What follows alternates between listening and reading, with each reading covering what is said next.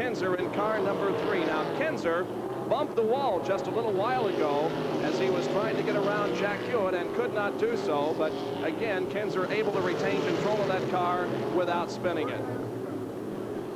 20 laps have been completed. We have 30 more to go. It is Larry Rice leading, but Gary Bettenhausen second as the cars go down the backstretch.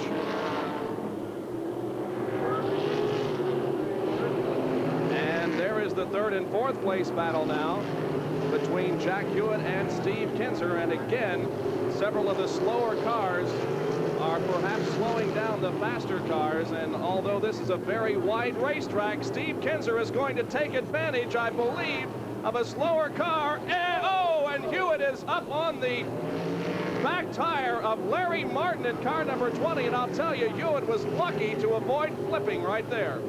If you like open cockpit racing, this is poetry in motion, because these guys are flat out virtually all the way around the track and running, as we say, within a whisker of that outside concrete wall. In many cases, using the outside wall as a billiard cushion, bouncing off the wall and right back on the throttle. Well, the lead continues to be held by Larry Rice now.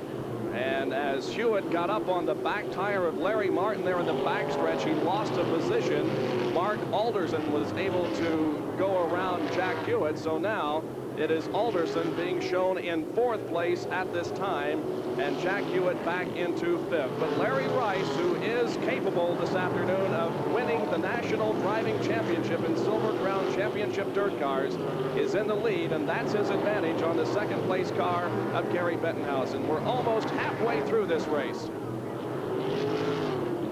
Again, the dust begins to show evidence down there in turns number 3 and 4. That's where we have had most of the dust problem this afternoon.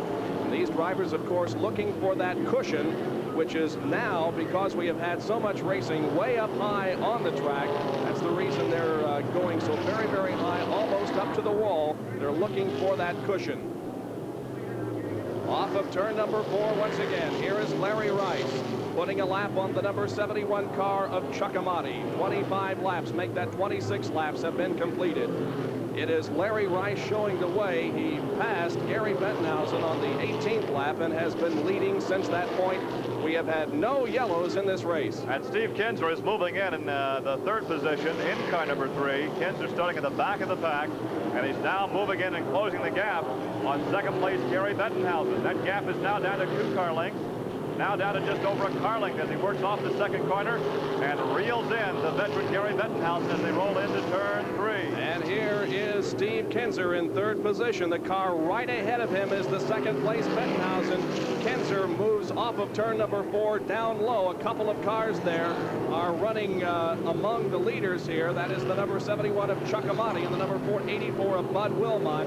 The faster cars trying to get around them. Now Bettenhausen goes to the inside in turn number 3, trying to move by the slower cars, but cannot. Meanwhile, Kinzer takes advantage of all that and goes around everybody, and Steve Kinzer moves into second position, and he is now closing in very rapidly on the leader, Larry Rice. So Steve Kinzer, who did a great job in the sprint cars earlier this afternoon, is doing exactly the same thing in the championship cars, and now is in a challenging position to Larry Rice.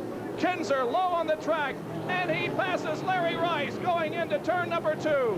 Steve Kinzer is the new leader of this race. Great racing, Gary, and I'll tell you, this young man, Steve Kinzer, is as good a race driver as I've ever seen.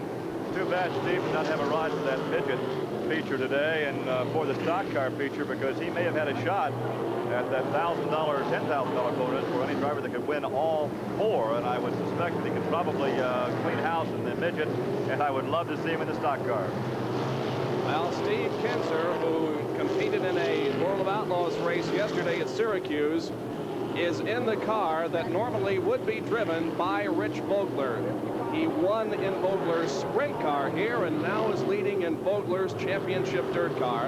And again, this car is owned by Johnny Vans out of Dayton, Ohio, who is the promoter of this event. We almost lose Steve Kinzer as he moves through turns number 3 and 4 because of the dust.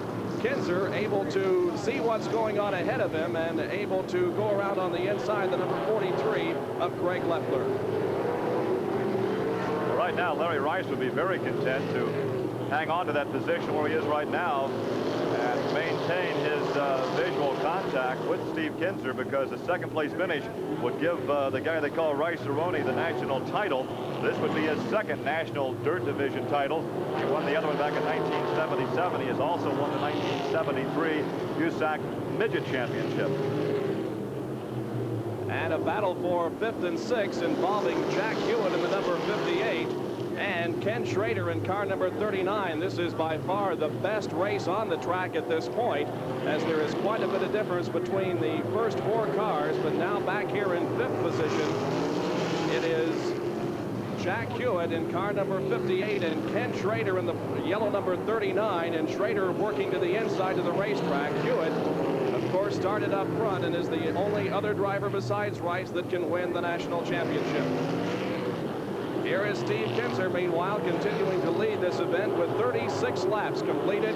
Steve Kinser into turn number 3 on lap number 37. Only about 13 more laps to go, and the dust is very bad again down there in turns 3 and 4. And I'll tell you, Gary, if there were to be a problem down there, we would probably have a multi-car accident, because it's just impossible to see very far ahead of you. We would have disastrous results, because it's difficult not only to see but to stop one of these cars, because they're driving through the corners at well over 100 miles per hour and attaining speeds at about 120, 125 down the straightaway. So with the visibility as bad as it is, these drivers cannot see much better on the race course in that soup than we can see from our vantage point.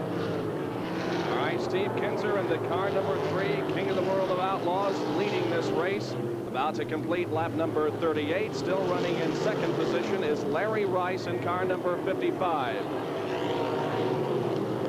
In third position at this point would be Gary Bettenhausen. You can see there's not a whole lot of distance between those 2 cars, as Bettenhausen now has pulled up to once again challenge the second place Larry Rice. 11 more laps to go. Now Bettenhausen moves very closely in on Larry Rice in turns 3 and 4. We lose them for a moment. Here they come off of the 4th turn onto the straightaway. Still Larry Rice maintaining that second place on Gary Bettenhausen, with the Greg Leppler car between them. We also see lightning Larry Dixon from Marietta, Ohio, the only 3-time USAC Sprint Car champion, out of the race. The car is behind the pit wall. He takes off the helmet. The arm restraints. Today is over for Larry Dixon. Well, of course, Larry at one time retired from active sprint car competition, but decided to rejoin the ranks, has driven the sprint car trail many times this year, and of course also competes in the championship dirt cars. Well, Steve Kinser still leading into turn number 1. We have completed 41 laps, make that 42 laps, with Rice still running in second position, now with about a quarter of a straightaway advantage on third place, Gary Bettenhausen. Running 4th at this time would be Mark Alderson in 97. 5th still is Jack Hewitt. 6th is Ken Schrader. 7th is Jeff Bloom. And those are the only 7 cars on the lap of the leader. And Kinser is about to go around Jeff Bloom. That's the car that is right ahead of him and the car that he will be passing next. So 7 cars on the lead lap at this time, being led by Steve Kinser in car number 3. To give you an idea of how fast this Rice car is, he's now riding second, car 55. Earlier this year, he set quick time to start on the pole on a mile dirt track, and he qualified on 7 cylinders. Larry Rice will win the national championship if he holds on to the second position that he has right now. We only have just a few more laps to go in this race. Here is Steve Kinser now going to the inside and passing the Jeff Bloom car number 57. Bloom. And Bloom hits the wall over there, brushes the wall over in turn 2 again. Kinser using that method of going low into the first turn and sliding up in front of the opposition, making the opposition tap the brake, and that time it forced Bloom into the outside concrete. It appeared for a time, Gary, that perhaps Bloom flattened a tire in that incident, but yes, he did. As he comes by us now, his right front tire is flat. Although he continues to run out on the racetrack, Jeff Bloom has a flat tire caused, apparently, when he got up into the wall, being passed by Steve Kinser. I believe this is the completion of lap number 48. That's the unofficial results at this time. We'll be looking for the white flag possibly next time around. Steve Kinser on the backstretch. The advantage over second place Larry Rice is more than